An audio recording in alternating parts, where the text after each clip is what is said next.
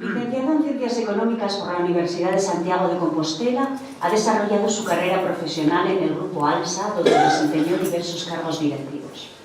Fue consejero nacional de Transportes Terrestres, presidente de una de las asociaciones patronales del sector, consejero de diversas sociedades, vocal del Comité Nacional del Transporte por Carretera y también de otros organismos relacionados.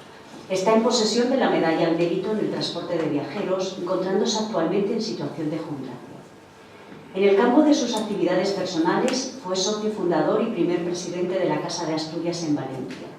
Igualmente es socio fundador y tesorero de la Asociación Ciudadanos por Asturias, vocal y gerente de la Asociación Cursos de la Granja y colabora como socio con otras más, entre las que se encuentran la de Amigos del Museo Marítimo de Asturias y del Centro Hijos de Chafarinas de Melilla.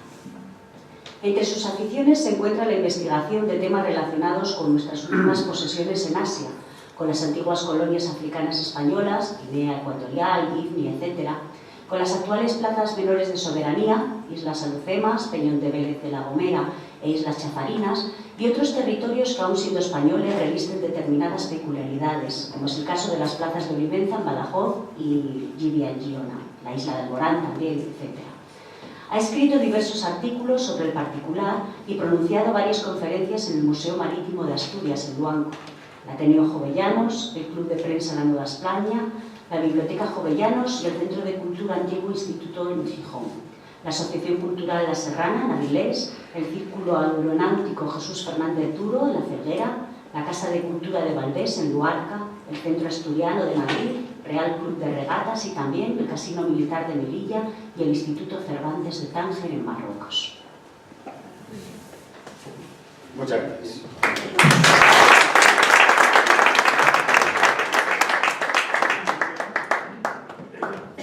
Muy bien, pues después de todo esto, José María nos va a deleitar con unas vivencias, no sé si él en directo o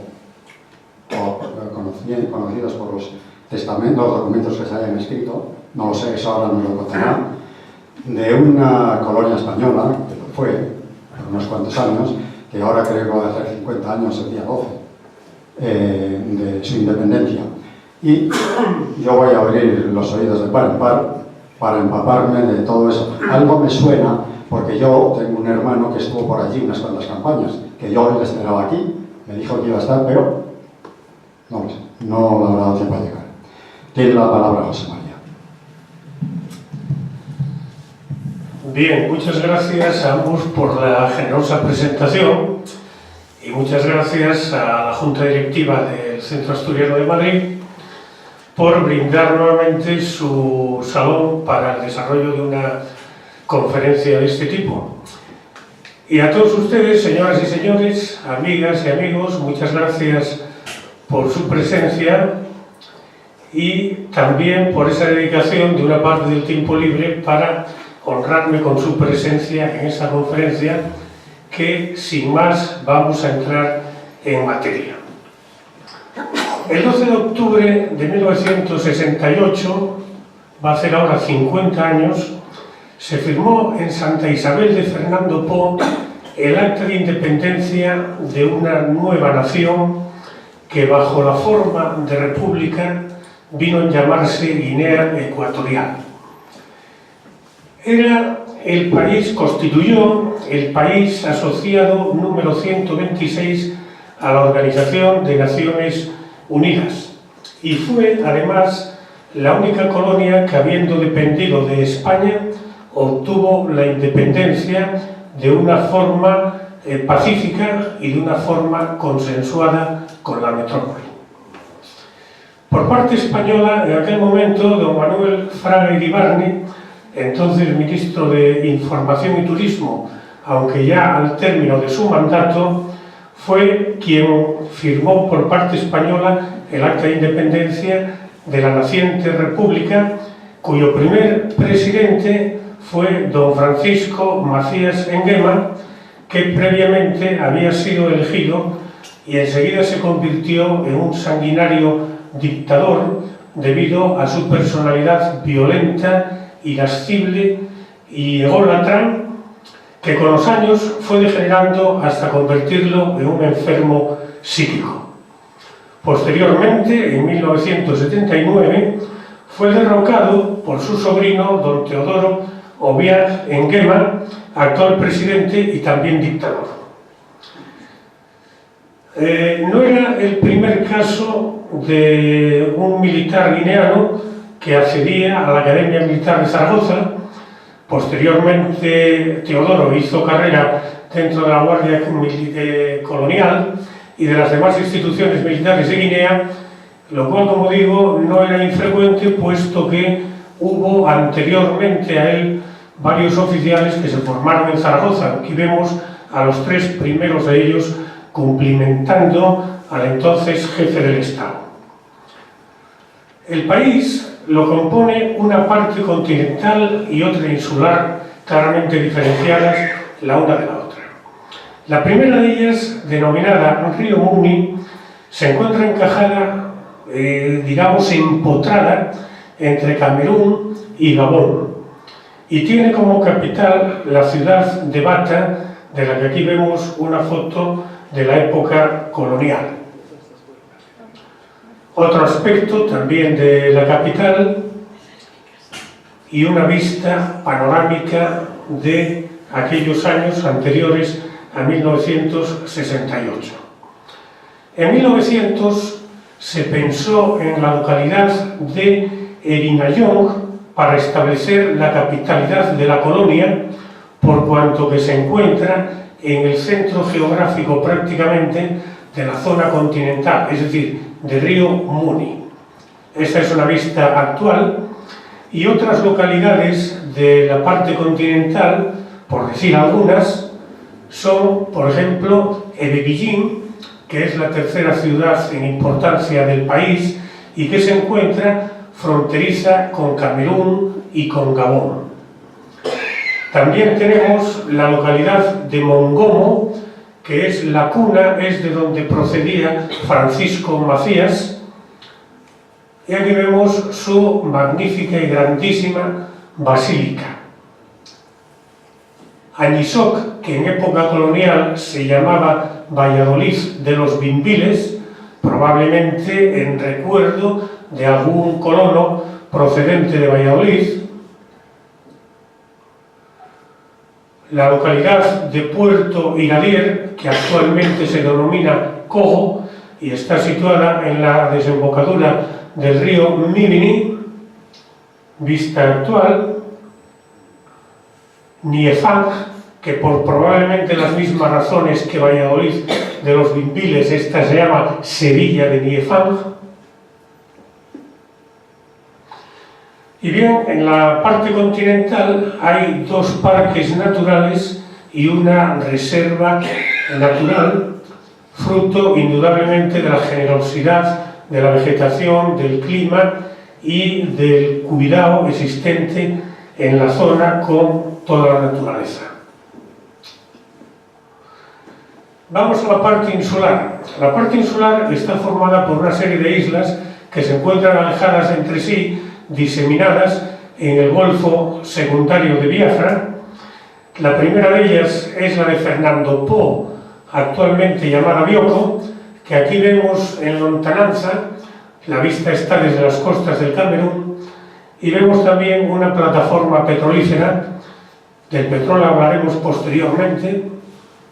Tiene la capital de la isla y de la nación en la localidad de Santa Isabel, hoy llamada Malabo, que aquí vemos desde el cercano, desde el próximo Pico Basilé, que domina la ciudad. Una vista típica desde la bahía de Fernando Po, con las nieblas características que siempre cubren la ciudad. Una vista de primeros años primeros del siglo XX. La bahía en 1952, con algunos barcos surtos en ella, y también las típicas nieblas y brumas que antes aludía. Una foto de una edificación típicamente colonial. El muelle de Santa Isabel, una vista que probablemente sea de primeros años 40, por la tipología de camiones antiguos, unos de los años 20, otros ya de iniciados los años 40, y finalmente el Ayuntamiento de Santa Isabel en una vista actual.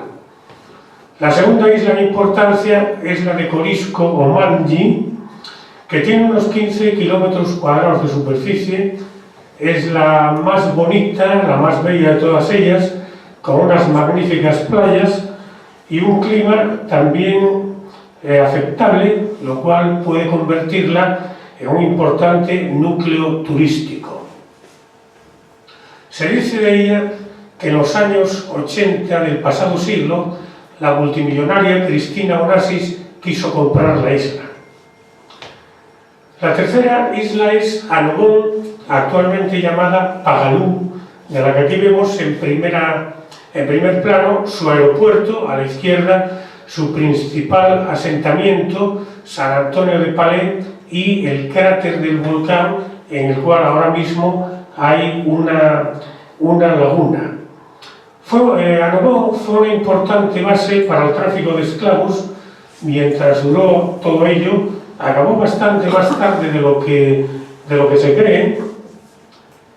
Esta es una vista antigua de la capital, de San Antonio de Palé, cuya estructura poblacional guarda similitud con la actual, una de las aldeas costeras de la isla, y luego una vista del interior.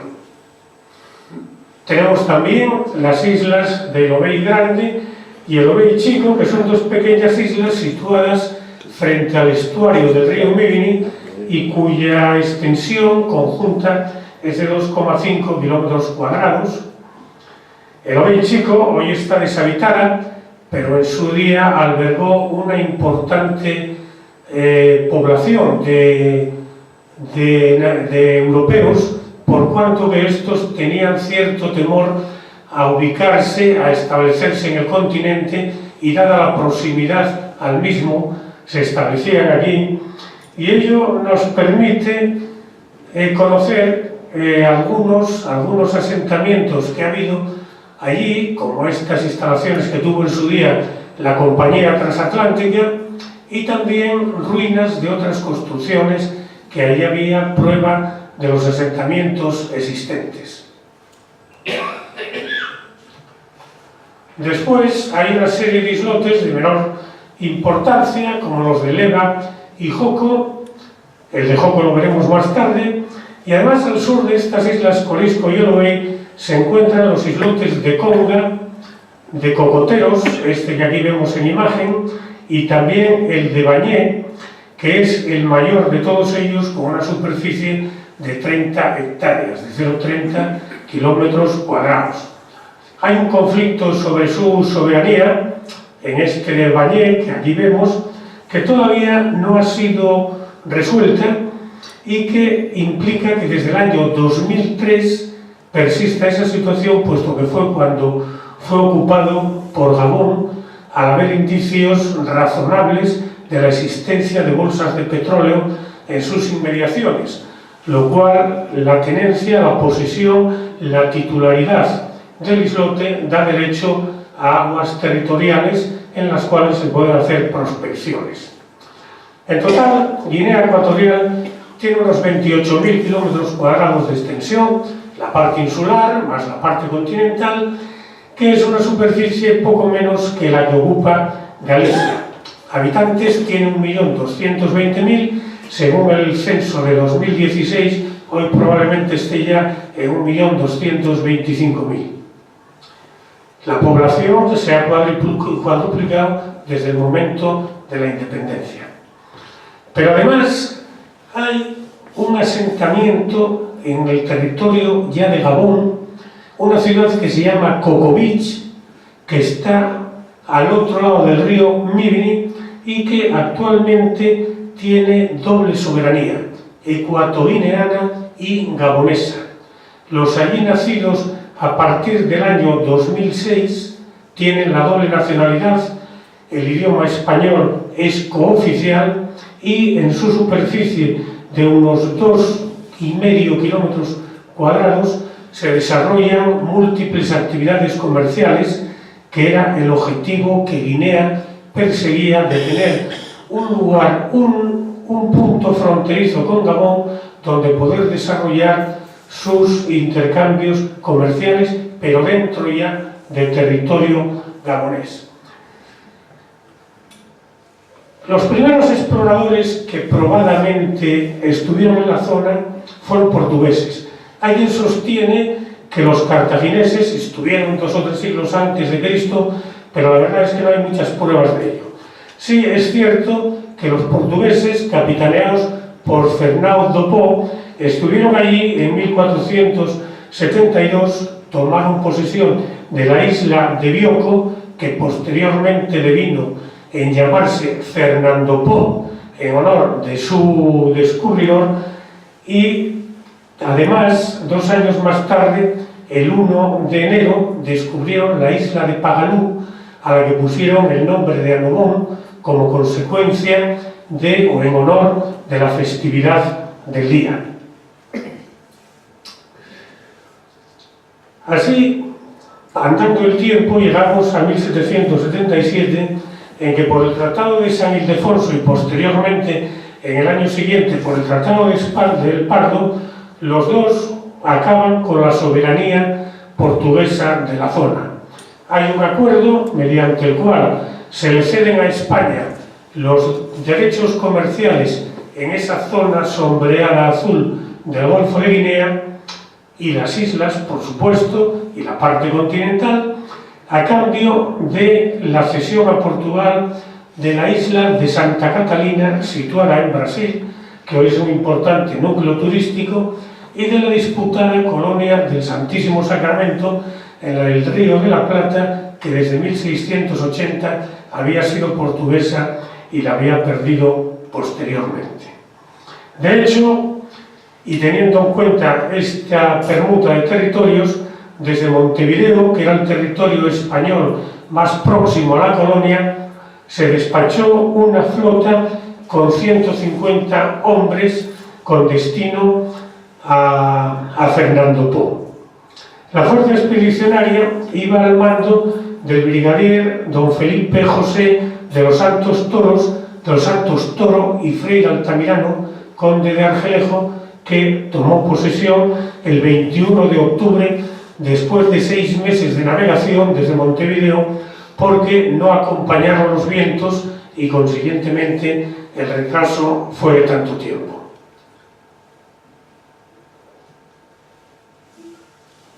Llegados a Fernando Po, la insalubridad del clima, la rebelión de algunos soldados, la deserción de otros, hizo que 5 años después abandonasen los 22 hombres que quedaban, abandonasen el territorio de regreso a Montevideo.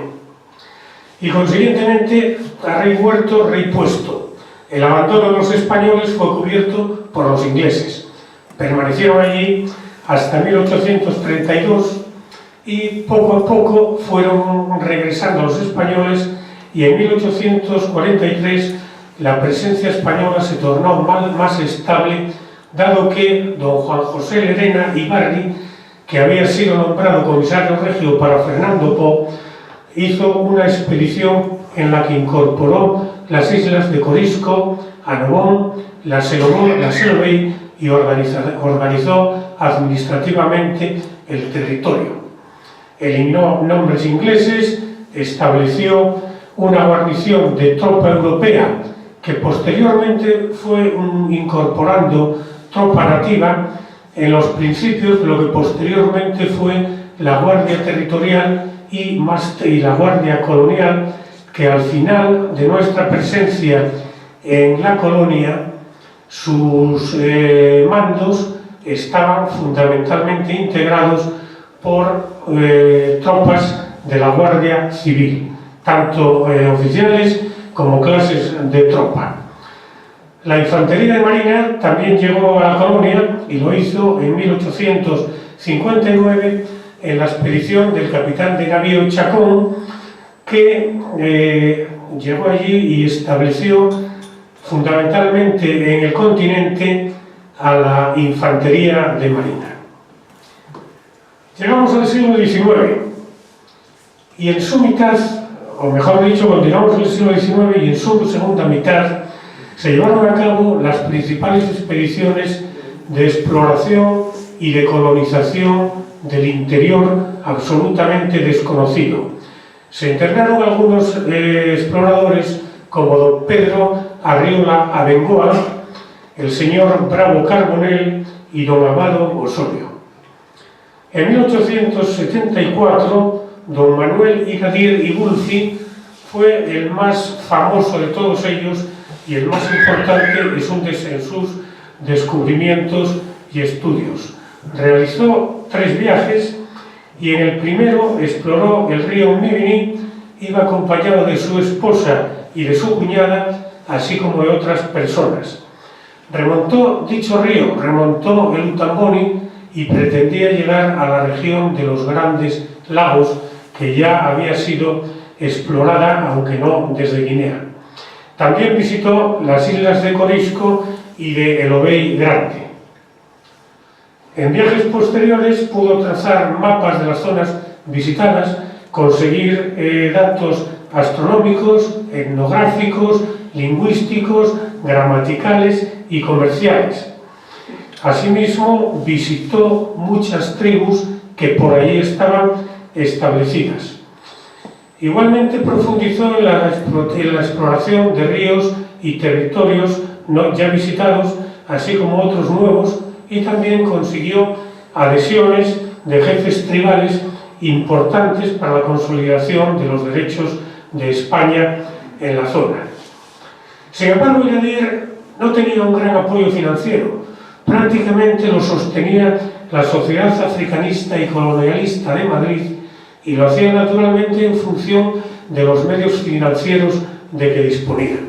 Como curiosidad, podemos decir que cuando llegó a la isla de Corisco en la fragata ligera, el propio comandante de la fragata le prestó la levita de su uniforme para que se presentase con más dignidad ante los nativos. Y también un cabo de mar de la fragata lo acompañó, haciéndose pasar por su sirviente. Aquí vemos un poco las penurias del pobre Igadier. También cabe señalar que en la época ya había deportados en Guinea Ecuatorial, lo cual le da una connotación de lugar de destierro y de pena. Había no solo desterrados españoles, sino también independentistas cubanos y filipinos que ya por aquella época estaban en pugna con España. Así, al final del siglo XIX, el marco en el que se encontraba la colonia de Guinea venía condicionada por una serie de aspectos, que ello nos puede dar una situación más o menos veraz de cómo eran las cosas allí. En primer lugar, había una inestable situación en la zona continental. Los límites no estaban debidamente fijados con Francia, había polémicas con los territorios, etcétera, etcétera. Había una lentitud en la exploración del interior y también en su colonización. Como hemos dicho, las insurrecciones cubana y filipina influían en el propio Estado colonial. Había vientos de guerra con Estados Unidos, no olvidemos la guerra del 98. Por otra parte, era positivo que las haciendas y explotaciones coloniales, sobre todo en Fernando Po, se ampliaban enormemente. Incluso había algún ferrocarril, pequeñito ferrocarril, para el traslado de producción agrícola y forestal. Como consecuencia de la existencia de insurrectos cubanos y filipinos, aunque vigilados, se declaró el estado de guerra en Fernando Po y, como hito, decir que se colocó la primera piedra de la Catedral de Santa Isabel, de la que no me resisto a poner una fotografía poco conocida, puesto que normalmente todas las que conocemos de la catedral es ya construida, esta está en vías de serlo, y también les traigo una foto del primer vehículo a motor que circuló por la colonia y que había sido llevado por la misión católica con ocasión de la construcción de la catedral. El siglo XX comienza con múltiples contactos entre Francia y España para la delimitación de los territorios, sobre todo, naturalmente, los del continente. Ya les dije que había grandes problemas de límites. Así fue que en el Tratado de 1910 se fijaron definitivamente los territorios del continente, pero en detrimento del área que le correspondía a España y que era de unos 280.000 kilómetros cuadrados, y que por dejadez de España, fundamentalmente porque no era colonizado, porque no había una posesión, una toma definitiva de los territorios, estaban prácticamente abandonados y nos quedamos solamente con 28.000 kilómetros cuadrados. Como curiosidad, decirles que en el año 1900, a primeros años del siglo XX, 1900, 1901, la reina de España concedió a favor de don Fernando León y Castillo el primer título de Marqués del Muni, que hoy en día todavía lo ostentan sus descendientes. En el primer cuarto del siglo XX cabe destacar dos periodos fundamentales en los que el gobierno de Guinea fue detentado por don Ángel Barrera Luyando como gobernador. Era contraalmirante de la Armada y fue el auténtico forjador de las bases que sentaron la Guinea moderna y que posteriormente sirvieron de base para su posterior desarrollo y desenvolvimiento económico, implantándose en los años siguientes. Aquí vemos la bajada al muelle de Santa Isabel, que se llama Cuesta de la Fiebre, verás incluso en los planos de la ciudad, y que vemos unas vías que corresponden a uno de los trenecillos que les mencionaba y que bajaban mercancía para su embarque o desembarque, y que curiosamente tiene ya en aquellos años el triple hilo del que tanto se habla ahora, que se quiere hacer para compatibilizar el ancho Renfe con el ancho internacional, sobre todo la variante de Pajares. No es ningún invento, ya existía a primeros del siglo XX, por ejemplo, en Guinea.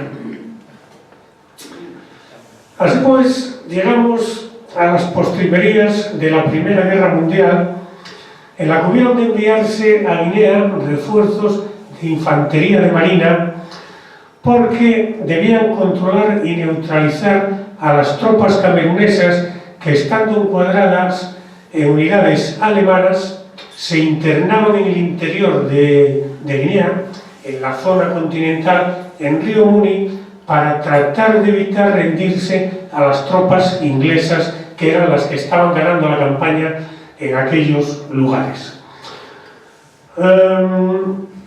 Consiguientemente, todos esos prisioneros, todos esos cautivos, fueron concentrados en la isla de Fernando Po, llegando a haber un campo de internamiento con hasta 7.000 cameruneses. Los mandos generalmente eran repatriados, pero la tropa también en gran medida se alistó en la Guardia Colonial, que por aquellos tiempos ya empezaba a adquirir tropas nativas. Cuando hablo nativas, digo no solo de Guinea, sino de los países limítrofes. También se establecieron, con ocasión de aquellos hechos, dos compañías de la Guardia Civil en Guinea, y se dotó a la colonia de una fragata y una corbeta, como esta que vemos aquí, Atrevida, que participó en la evacuación de 1969, aunque durante los años hubo otras allí destacadas. En el cataclismo de 1936, Guinea se mantiene leal al poder constituido, se mantiene leal a la República. Durante 2 meses el crucero Méndez Núñez vaga, deambula por la zona del Golfo de Guinea sin saber a qué atenerse. Había sido mandado por el gobierno republicano, pero la marinería pugna con la oficialidad para ver a qué bando definitivamente se adhieren y consiguientemente qué bandera van a enarbolar. Así estuvo durante 3 meses hasta que llega el buque Ciudad de Mahón, que era una motonave civil de la Compañía Transmediterránea y que había sido artillada, y que después de algunos enfrentamientos en la zona continental, en octubre de 1936 y después de que el Méndez Núñez retornase, llevó a que el territorio se adhiriese al bando sublevado. Terminada la guerra civil, comienza la guerra mundial y Guinea fue punto de apoyo a la Alemania nazi y a las potencias del eje. Ello viene probado porque debemos de tener en cuenta que en febrero de 1942 un comando aliado realizó un golpe de mano en la propia bahía de Santa Isabel de Fernando Po, adueñándose y llevándose a un buque y 2 embarcaciones menores que llevaban meses allí fondeadas. Eran este mercante, el Duquesa de Aosta, de bandera italiana, y el lanchón Vibundi, que vemos al fondo de la imagen, y otro denominado Licomba, que no aparece aquí. Uno de ellos era italiano y el otro alemán, lo cual parece decir que efectivamente se reaprovisionaban buques y navíos alemanes y del eje en general desde Guinea. Finalizada la Segunda Guerra Mundial, resulta importante para la colonia el año 1949, en que se nombra gobernador al entonces capitán de navío don Faustino Ruiz González. Este militar desempeñó el cargo durante 13 años e impulsó económicamente a la colonia en gran medida, dotándola de múltiples infraestructuras sanitarias, viales, escolares, etcétera, etcétera. Ello significó el avance de la colonia, el despegue económico, hasta situarse en algunos aspectos como la sanidad y la renta per cápita en el primer lugar de África. En el aspecto administrativo, en el año 56, los territorios españoles del Golfo de Guinea, que era como se denominaban nuestras posesiones allí, pasan a tener la consideración de provincia. Naturalmente lo que se pretendía era mantenerlas próximas a España, que no surgiesen ánimos de reivindicación descolonizadora. No obstante, el régimen económico era más favorable que el de cualquier provincia de la metrópoli. En 1959 se dividen en 2 y se crea la provincia de Fernando Po. Previamente aquí vemos una matrícula de los territorios españoles del Golfo de Guinea, aquí ya una de la provincia de Fernando Po y otra provincia que comprendía los territorios continentales, que era la de Río Muni, pero ello no bastó y en el año 1964 la presión de la ONU hizo que España concediese una autonomía limitada, controlada, pero al fin y al cabo una autonomía que resultó ser la preparación al salto definitivo a la independencia 4 años más tarde. Bien, en Guinea, situada tan lejos de la metrópoli, ¿Cómo se comunicaba con esta? Pues bueno, naturalmente las comunicaciones eran primeramente por vía marítima y más tarde por vía aérea y marítima. Por vía marítima siempre estuvieron garantizadas desde que en el año 1887 la compañía transatlántica ya dispuso de un servicio de redondo, es decir, de ida y vuelta, como denominan los marinos, de la península a Fernando Po.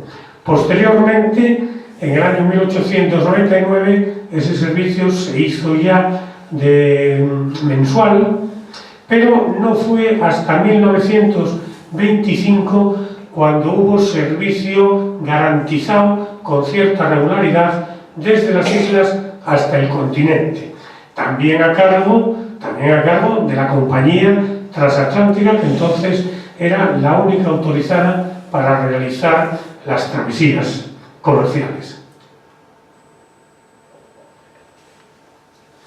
Posteriormente, las comunicaciones marítimas fueron efectuadas por la compañía Transmediterránea.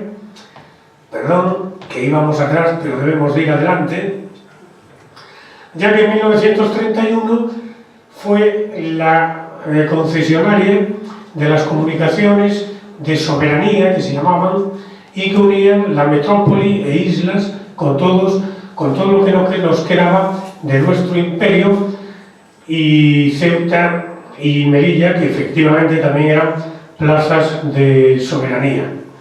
Por tanto, desde el norte de la península, desde Bilbao o desde Pasajes, o bien desde el Mediterráneo, desde Barcelona, y con escalas en otros puertos peninsulares y en las Islas Canarias, estas comunicaciones eran atendidas desde 1935 por las motonaves Domine y también por la motonave Fernando Po, gemela de la anterior, pero de efímera vida, puesto que este buque fue hundido por su compañero, el Ciudad de Mahón, que había sido convertido en crucero auxiliar durante las operaciones de la Guerra Civil.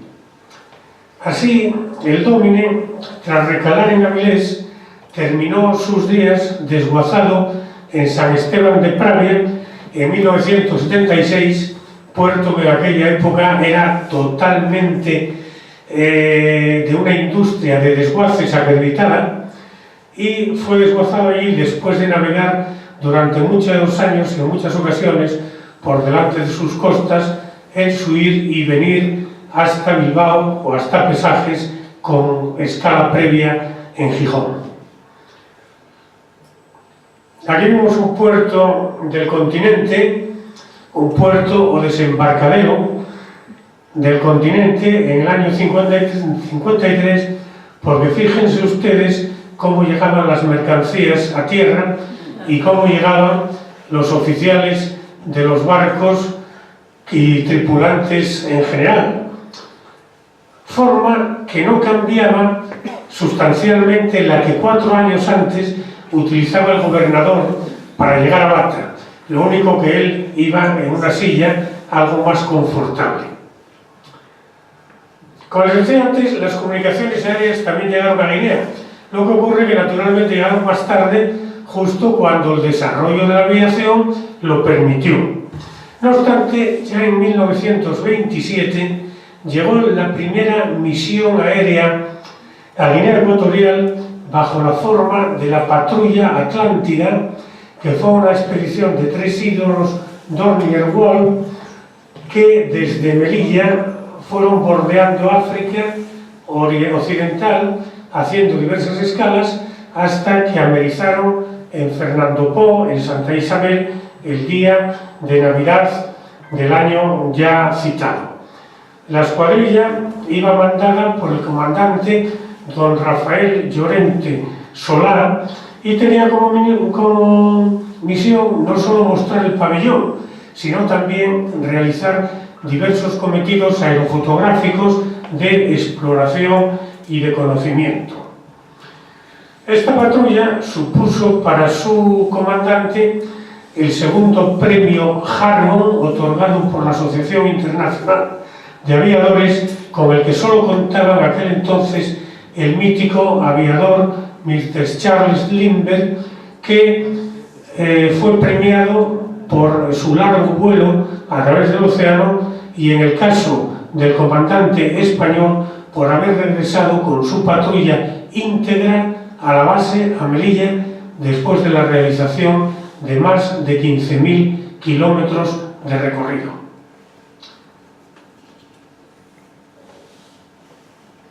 También hubo otras importantes expediciones a Guinea, realizadas en avión por aviadores civiles, y fueron en 1936.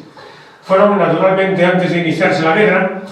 Entre otras cosas, la razón de hacerse en el invierno es que las condiciones meteorológicas para volar allí eran mejores en el invierno, enero, febrero, diciembre, que en otra estación. Y así fue como don José María Carreras de Cheus voló, atravesó todo el desierto del Sahara, llegó a Bata, permaneció durante mes y medio en el Golfo de Guinea, realizando diversas averiguaciones, trabajos, fotografías, etc., con el ánimo de examinar las posibilidades de la explotación forestal que había en el continente.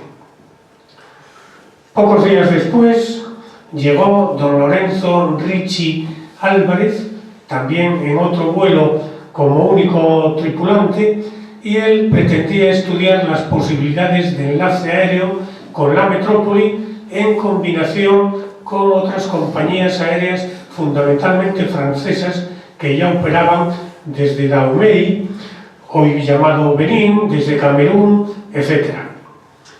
Por otra parte, las primeras conexiones regulares implantadas de la metrópoli a Guinea fueron las que a principios de 1949 dispuso Aviación y Comercio, Aviaco, desde Canarias. Hizo o hacía escala en Villa Cisneros, en el Sahara español, en Bathurst, en Gambia, Freetown, Sierra Leona y Accra, en Ghana, empleando para ello aviones como estos que vemos aquí, que combinaban carga y mercancía, carga y pasaje, carga incluyendo vehículos de turismo. Es decir, podía cargar 5 vehículos, podía cargar 44 viajeros, en total una combinación de ambos que no excediese 4.000 kilos de peso. Después de Aviaco fueron Iberia, de la que aquí vemos en el primer vuelo directo desde la metrópoli, Iberia, y finalmente Spantax y Spanair, las compañías de Iberia de España, que establecieron vuelos desde la península a Guinea. Pero también cabe señalar la aportación del Ejército del Aire que tuvo a las comunicaciones aéreas entre Fernando Po y Río Muni durante 25 años, desde 1979, merced a determinados acuerdos de amistad y de cooperación, utilizando para ello aviones militares C-212, Aviocar, como este que ven aquí, que trasladaban gratuitamente a los guineanos, a sus enseres y en algunos casos también a ganado propio, entre, como digo, Bata y Santa Isabel, y en algunas ocasiones hasta o desde a la isla de Anobón. Este destacamento tuvo un triste accidente en el año 1987, en que precisamente este avión se estrelló, cayó al mar en las inmediaciones de Bata, muriendo sus 25 ocupantes, incluida la tripulación, que estaba formada por 2 capitanes y un subteniente, a los cuales sus compañeros les hicieron este homenaje en forma de monumento en las instalaciones de que disponían en la zona denominada Las Caracolas, en Santa Isabel. Como curiosidad relacionada con estos vuelos, debo indicarles que el primer pasajero fue, por casualidad y sin conocimiento previo de los españoles, el expresidente Macías para trasladarlo a Fernando Po, a Santa Isabel, para celebrar su juicio en el que fue condenado a la pena capital y fue ejecutado. Guinea fue destino de muchos españoles que se establecieron allí. Contribuyeron con su presencia, su trabajo, al desarrollo de distintos aspectos de la colonia: educativos, sanitarios, agrícolas, industriales, comerciales, empresariales, administrativos, etc. Y en gran medida conformaron las bases sobre las que se asentaría la posterior independencia a partir del año 1968. Llegaron a ser más de 9.000 los colonos que había en Guinea. Este dato es del censo de 1967, cuando todavía eran muchos los que allí estaban y no se había iniciado la gran huida que en los primeros tiempos de la independencia se llevó a cabo. Además de los españoles, también ha habido un gran movimiento migratorio desde Nigeria, no solo por la proximidad geográfica a la isla de Fernando Po, sino porque había una gran necesidad de braceros nigerianos para las plantaciones de cacao, café, etcétera, etcétera, puesto que la mano de obra indígena no era suficiente. Llegó a haber en 1950 20.000 nigerianos en Fernando Po, frente a 15.000 nativos, lo cual llevó a preocupar enormemente a las autoridades españolas, porque llegaron a temer una reivindicación de la isla por parte de Nigeria. Entonces, las medidas que trató de adoptar el gobierno español fue la de llevar nativos de otro país próximo, y así lo intentó con trabajadores de Alto Volta, hoy Burkina Faso, que no prosperó. También trató de potenciar la emigración de más colonos españoles, pero determinadas circunstancias hicieron que no cuajase, por no considerarse oportuno social y económicamente, por lo cual se quedó la situación como estaba. Estos 20.000 braceros que había en 1950, en el año de la independencia eran 30.000. O sea que fíjense ustedes, prácticamente el doble de la población nativa eran braceros, trabajadores nigerianos, fundamentalmente de la región separatista de Biafra, lo cual en su momento, durante la guerra de Biafra, generó graves problemas porque el gobierno de autónoma o el gobierno regional no permitía o ponía dificultades al envío de remesas a Nigeria por parte de los biafreños, o los nigerianos que estaban ahí, puesto que España está más bien alineada con Nigeria. Además, pasando el tiempo, el sentimiento de libertad, de colonización, fue acendrándose, y en el año 1963 se celebra la conferencia de Addis Abeba. Aquí podemos ver un poco esta mezcla de pocos europeos, muchos nativos propios o de otros países en Guinea. Y como les decía, se celebra en 1963 la conferencia de Addis Abeba, que marca, determina, proclama la autodeterminación de todos los pueblos africanos. ¿Qué intenta España? Pues naturalmente esquivarlo. ¿Y cómo lo intenta? Dando esa autonomía que, con las limitaciones que anteriormente he dicho, se lleva a cabo y se implanta en los territorios del Golfo de Guinea. Pero la presión de los nacionalistas locales, de las naciones africanas, y finalmente los dictámenes del Comité de Descolonización de las Naciones Unidas propician la independencia de Guinea y su constitución en la República desde el día 12 de octubre de 1968. Aquí vemos la despedida de los procuradores en cortes guineanos de las Cortes Españolas, cuando ya en 1968, a través y después de los acuerdos de la Conferencia de Guinea, ya cesaron en sus cargos para incorporarse plenamente a los que iban a desempeñar en el nuevo Estado. Aquel día 12 de octubre, en Santa Isabel, y a la llegada de don Manuel Fraga, ya se produjeron disturbios. En ellos, los guineanos vejan, o al menos una parte de ellos, vejan la estatua de don Ángel Barrera Luyando, que anteriormente era Isabel, y que había sido un gobernador colonial de los años 20. Horas más tarde, en Bata, estaba prevista otra ceremonia similar y también se producen disturbios, y anteriormente en la noche se habla, yo no lo he contrastado en ningún documento, que habían sido quemadas 2 iglesias y que habían sido acosados por la chusma nativa los españoles aún residentes allí.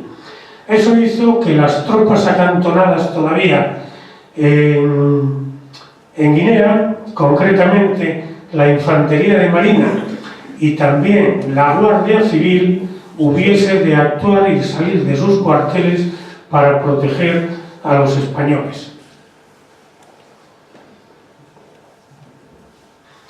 Aquí vemos una sección de marinería, que les pongo la foto, no solo como ocasión de decirles que había tropas españolas en los primeros meses después de la independencia, naturalmente merced a acuerdos establecidos, sino que se la pongo por el hecho de que vean que en lugar de ir tocados con el tradicional lepanto, van con el saracot colonial. Pues bien, así la presencia española finalizó el 5 de abril de 1969,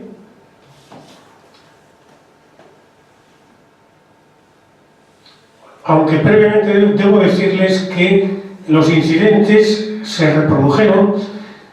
Llegó a haber grandes protestas, porque el presidente Macías llegó incluso a declarar persona non grata al cónsul de España en Bata, y posteriormente al embajador, que no llegó a abandonar el país, puesto que antes de ser expulsado fue llamado a consultas por el gobierno de Madrid, y Macías, arremetiendo contra todos los españoles y contra todo lo español, llegó a perseguir auténticamente a todos los que allí estaban, y también a las tropas españolas que aún permanecían acuarteladas.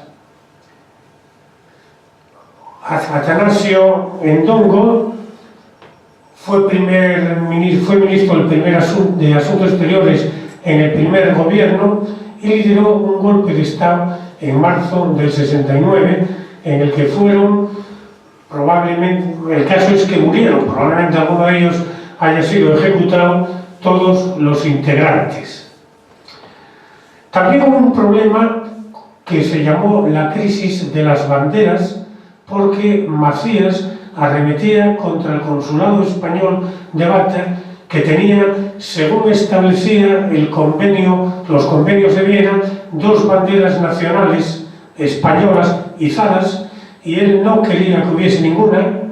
También se trató precisamente con Atanasio Ndongo la posibilidad de que siguiesen las 2. Macías no aceptó el acuerdo, y todo eso fue generando más y más problemas, lo cual llegó a implicar que los colonos españoles, viendo la que se avecinaba, comenzasen a evacuar precipitadamente la colonia a la vista del cariz que iban tomando los acontecimientos. En ese sentido, quiero leerles las declaraciones que don Rafael de Cárdenas, en su momento teniente de la Guardia Colonial, que aún en los primeros días de la independencia estaba mandada por españoles en función de acuerdos alcanzados, las declaraciones que hizo en 2009 a una revista con ocasión del momento en que se le ordenó el repliegue de fuerzas en el continente. También llevaba a los colonos que se habían puesto bajo la protección de la Guardia Civil. Decía: dentro de las dificultades, yo pude llevar a cabo esta misión en mi distrito. Otros compañeros quedaron retenidos y no pudieron realizarla. A lo largo de 145 kilómetros por carreteras, o más bien caminos en la selva, una caravana de varios vehículos con unas 30 personas tuvimos que atravesar poblados donde vecinos exaltados habían levantado obstáculos con bidones y troncos para impedirnos el paso. En la mayoría de ellos rompimos las barreras con los propios vehículos. En algunos nos hicieron fuego, hasta el extremo de que cuando por fin logramos llegar a las inmediaciones de Bata, llevábamos muchos la carrocería agujereada, la chapa completamente arrugada y sin cristales en los parabrisas. Si salimos vivos fue por puro milagro. La repatriación termina. De los últimos españoles en Guinea fue uno de los episodios menos conocidos de nuestra historia reciente.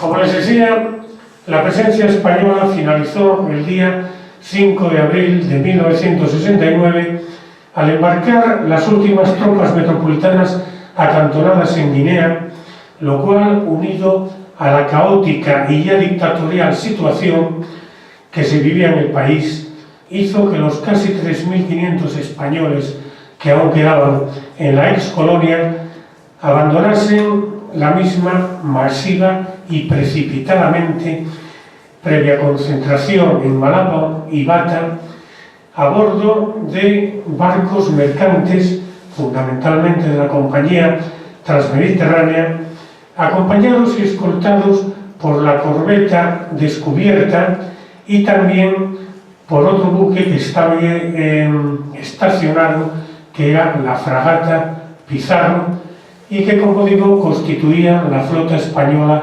destacada o estacionada en Guinea Ecuatorial.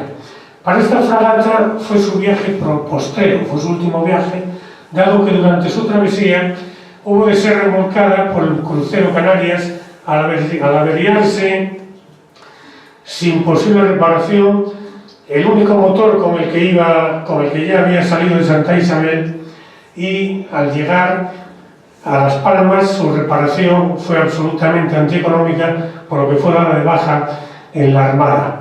Debo citar aquí a su comandante, el capitán de fragata, don José Moyá Maestre, quien, gracias a sus buenos oficios y su valentía, logró salvar a varios españoles, incluso algún nativo, de las iras de Macías y de la gente que le seguía.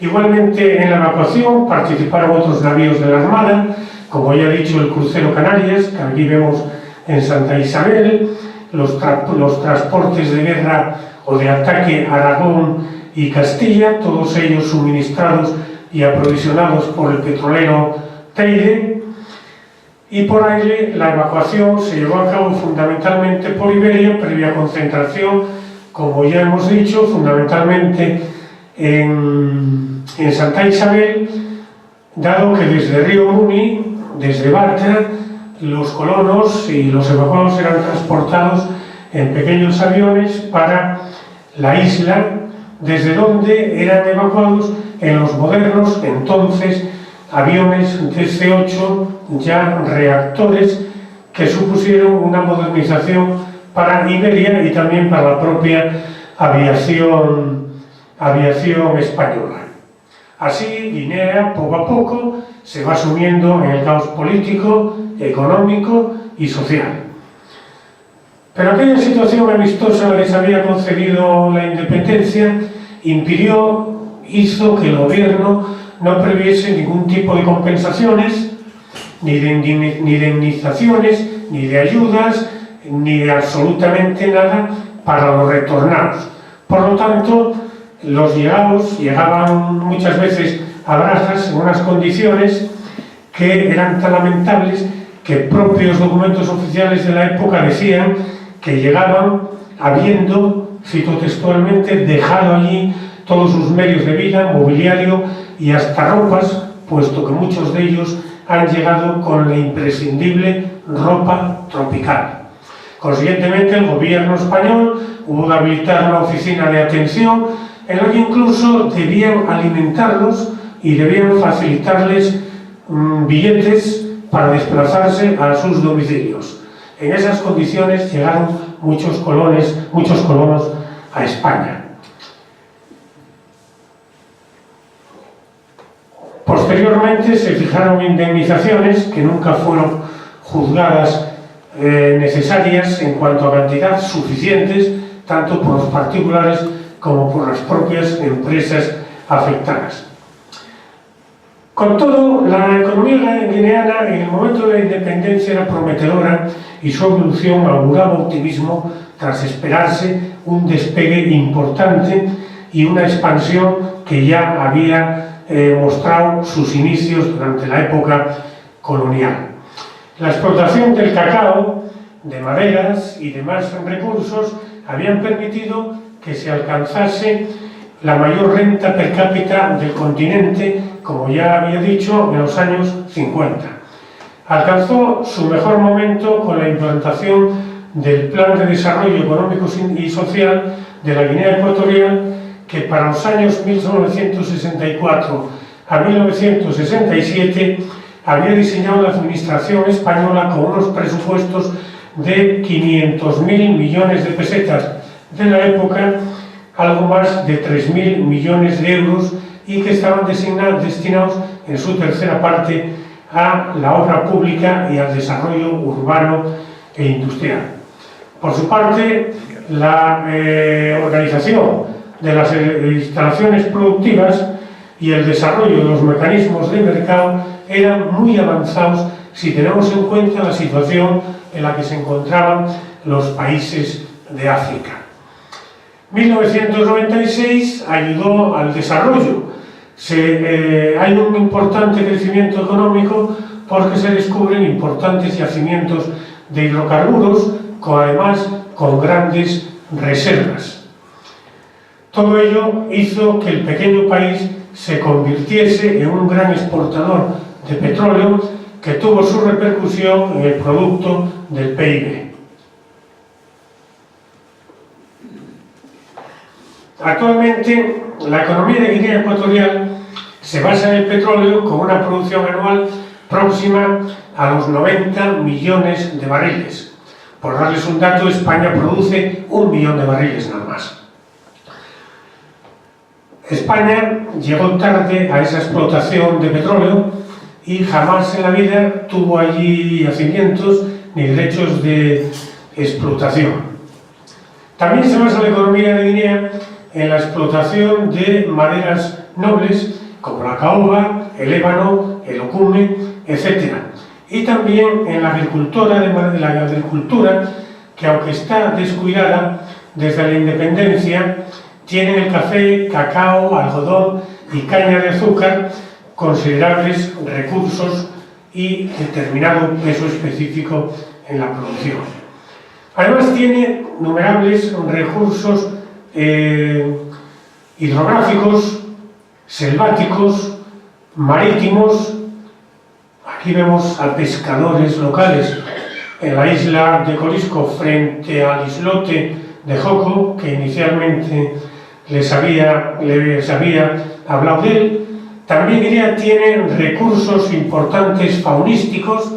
Fíjense que en la época colonial se estimaba una población, un censo de 4.000 gorilas en la zona continental, lo cual daba una densidad de 3 gorilas por 20 kilómetros cuadrados, es decir, con una superficie como el término municipal de Avilés, en media había 3 gorilas, y que hasta el año 1995 aún se vendían libremente en la zona continental chimpancés y crías de chimpancés como las que vemos en esta fotografía. Todo ello, motorizado por el petróleo, hizo que la renta nacional aumentase espectacularmente, sobre todo a partir de los años 90, y que en 2008 el PIB per cápita, el Producto Interior Bruto guineano per cápita, haya superado al español, como vemos en el cruce de las dos curvas del gráfico.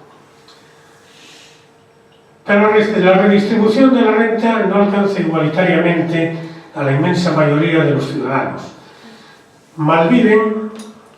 Viven unos, malviven otros en los umbrales de la miseria, ya que la riqueza no está suficientemente bien distribuida y se canaliza prioritariamente a través de empresas francesas, norteamericanas, así como también a través de la familia del actual presidente y dictador del que aquí vemos a su hijo Teodoro, conocido como Teodorín, por sus juergas, fiestas y demás cuestiones similares.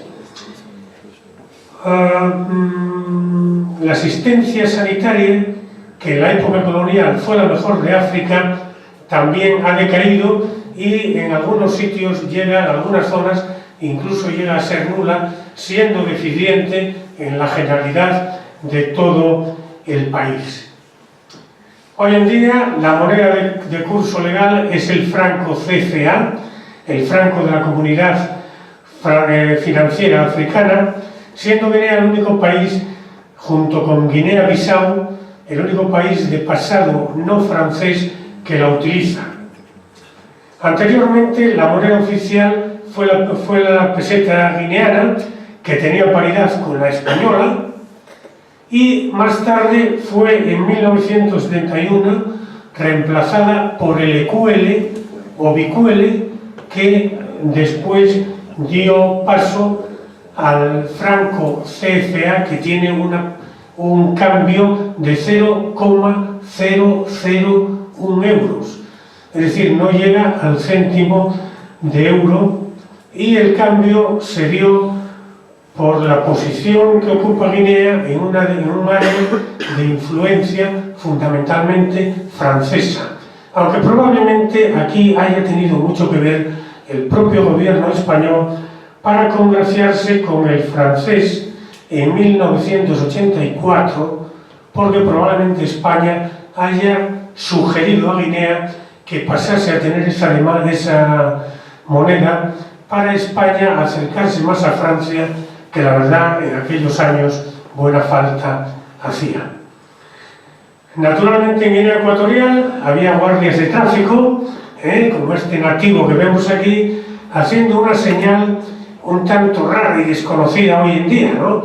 Pero que viene a dar el alto a los vehículos que circulan a sus espaldas.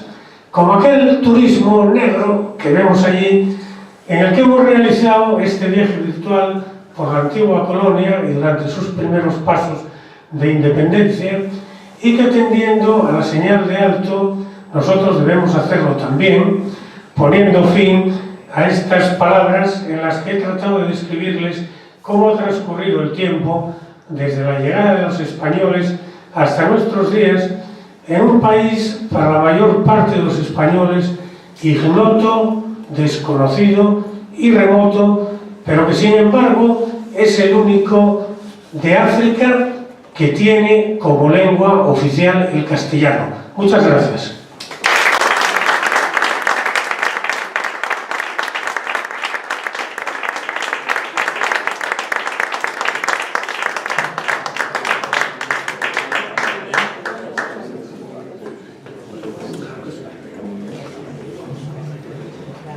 Bueno, pues muchas gracias, José María, por esta densa e intensa conferencia, que ya sabemos un poquito más de Guinea, si se puede decir que sabemos un poquito más. Él me dice que está dispuesto a contestar todas las preguntas que le quieran hacer, lo sabe todo.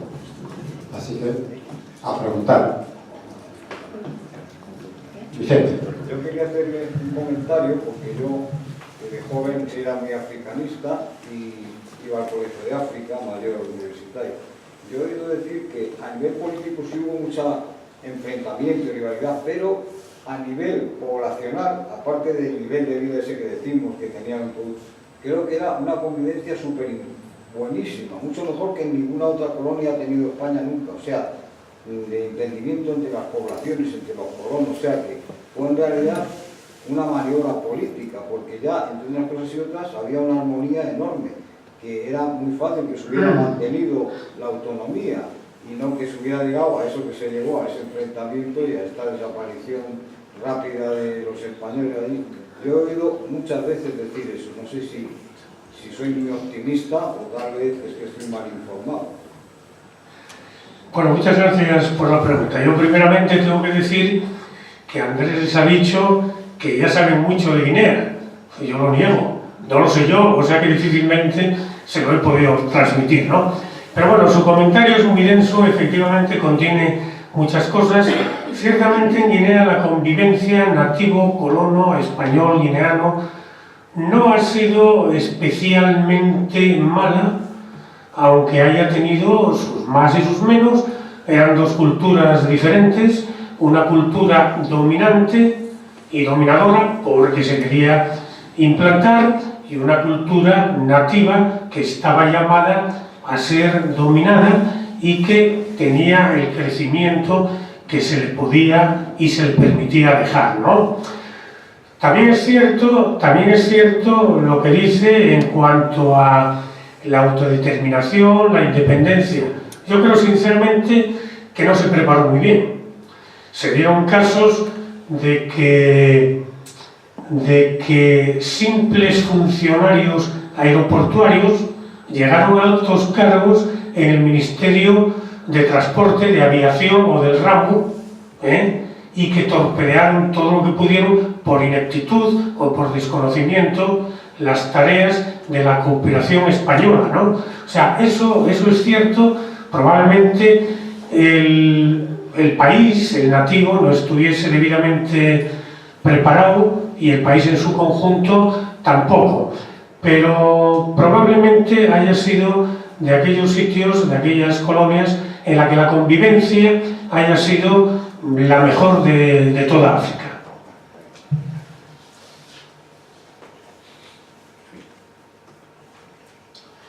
Puedo decirles el caso de un capitán, de un comandante naval, que en su barco tenía un nativo que era cabo de mar. Cuando llegó el momento de la independencia, él se ocupó de a toda la tropa nativa decirles: oiga, esto se ha acabado, yo me voy, España se va, este no es su barco, ustedes no son mis subordinados. Y el famoso cabo, en el primer tiempo de saludo, le decía: sí, mi comandante. Es decir, no lo asimilaban, no lo asimilaban. Hubo casos de funcionarios secundarios nativos que con el cambio de administración, pues claro, aprovecharon para múltiples cuestiones, incluso para reclamar para sí la vivienda del cónsul general de España, en Bata, que fue la disputa de esa vivienda una de las razones por las cuales Macías se enfadó tanto y mostró todo su poder para enconar la guerra de las banderas. Aquel funcionario era militar, tenía un determinado grado, que no sé si era el de capitán o comandante, obtenido en España, ya había sido transferido a Guinea y pretendía que el gobierno español lo ascendiese. ¿Para qué? Para ser jefe en Guinea. Y él, creyendo que tenía poder, pues reclamaba para sí aquella mansión, y como no lo consiguió, pues echó toda la leña al fuego que pudo, ¿no? Luego también hubo cuestiones que yo creo que no anduvimos muy finos cuando los acuerdos de cooperación, del importe inicial de la primera partida, se descontó el valor del coche oficial del presidente. Era de Macías, pero era el presidente, que menos que tener un detalle con él, ¿no? En fin, tampoco estábamos nosotros duchos en la concesión de independencias. Como les dije, ha sido el único país que España le dio la independencia consensuadamente. Gran Bretaña y también Francia no han tenido esos problemas con sus colonias. Ahí está la Commonwealth. Era conocimiento y rodaje, lo cual no viene nunca mal.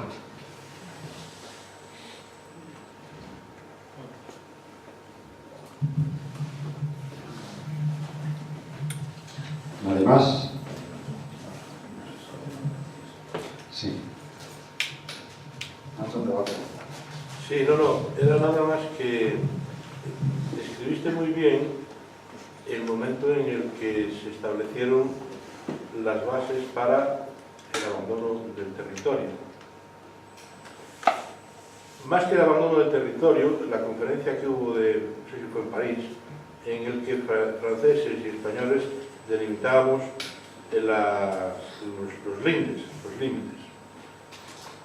Como también dijiste muy bien, el explorador Iradier había determinado y había hecho crecer la presencia española a lo largo de todo el río Benito y muchas partes del Camerún, me ha dicho algún guineano recientemente, quieren ser reivindicadas por la propia Guinea Ecuatorial actualmente. La negociación la llevó a cabo un funcionario de mala memoria, que no sé si nos puedes decir algo como, de tal manera que a la vuelta tan mal lo hizo, o tal vez los franceses lo llevaron por allí a Piral o algún sitio,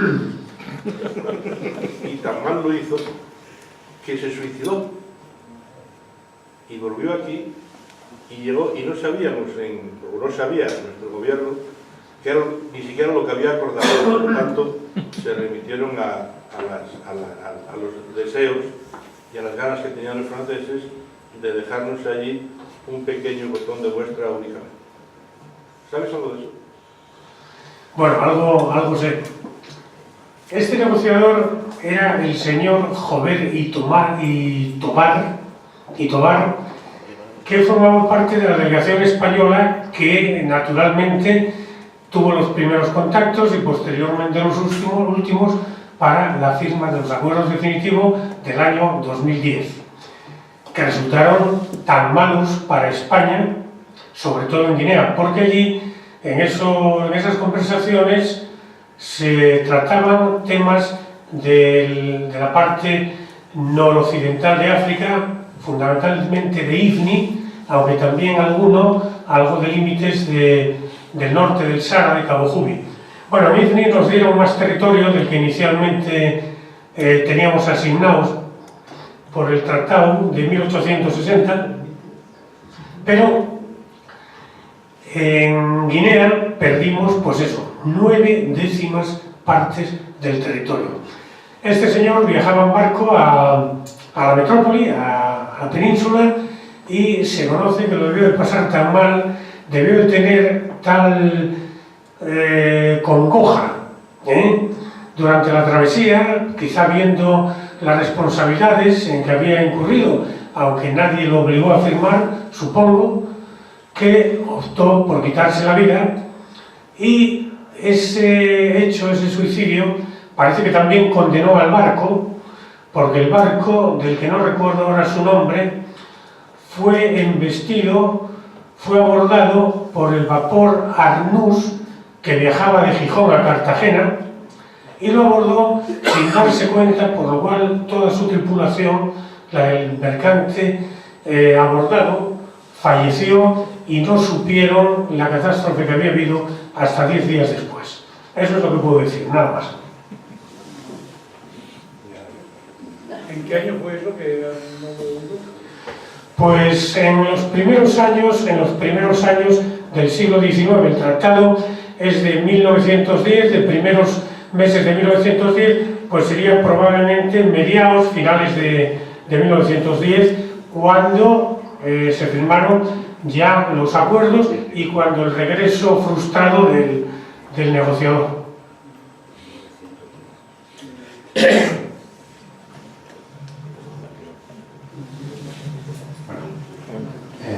Vuelvo a decir gracias por esta conferencia y gracias a todos los presentes por acudir y escuchar con tanta atención, así da gusto estar. Muchas gracias y que nos veamos pronto.